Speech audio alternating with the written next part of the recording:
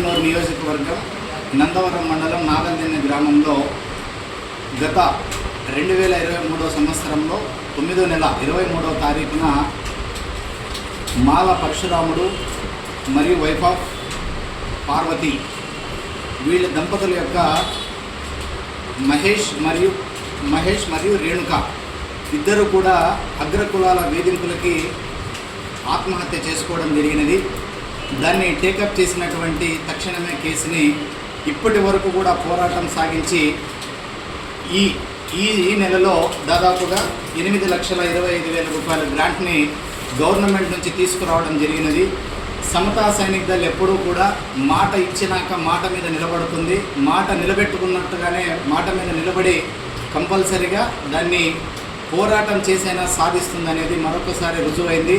అంతేకాకుండా మాల మహేష్ అన్న సోదరుడైనటువంటి మాల వీరేష్కి junior assistant కింద జాబ్ కూడా కలెక్టర్ గారు మాట ఇచ్చారు. ఈరోజు కలెక్టర్ ఆఫీస్కి కూడా వెళ్తూ ఉన్నాము. ఖచ్చితంగా ఆ అబ్బాయికి జాబ్ కూడా గవర్నమెంట్ ఉద్యోగం కూడా వచ్చే విధంగా ఖచ్చితంగా పోరాటం చేస్తాము. వాళ్ళ కుటుంబానికి అండగా నిలబడతామని కూడా ఈ సభాముఖంగా తెలియజేస్తున్నాను.